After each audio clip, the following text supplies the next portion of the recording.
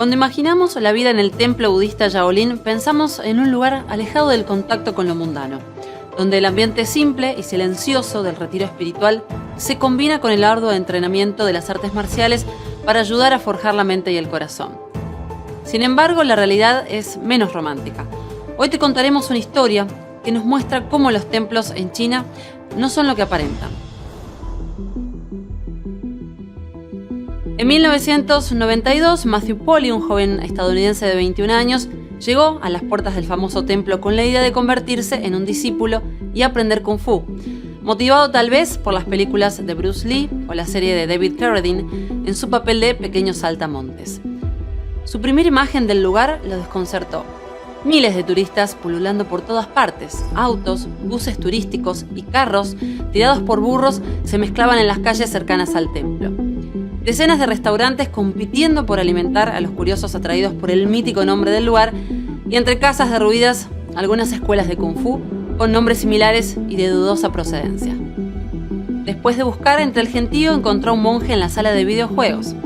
Este sería el intermediario que lo contactaría con el futuro abad del templo, el monje Ji Yong-Sing. En ese tiempo, Ji era el presidente del templo Shaolin y representante del Congreso Nacional del pueblo.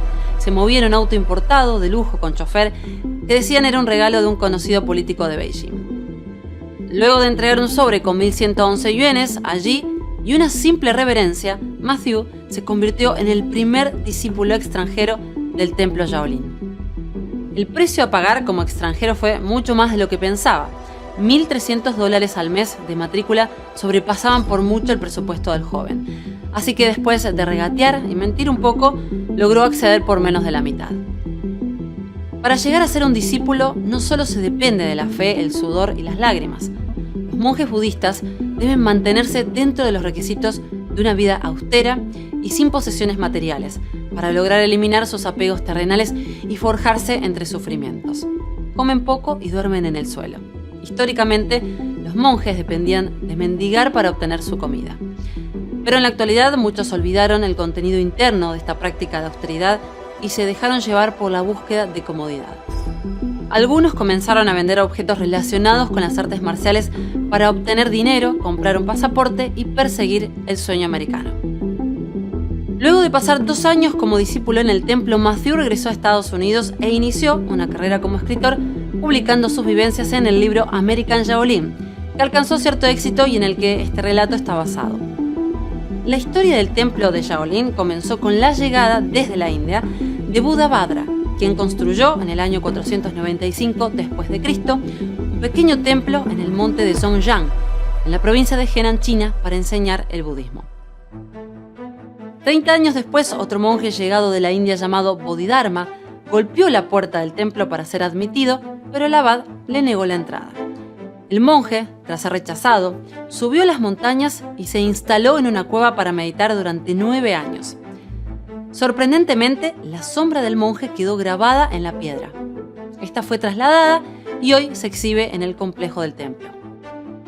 El abad del templo finalmente aceptó el ingreso de Bodhidharma para luego convertirse en el patriarca del budismo Zen.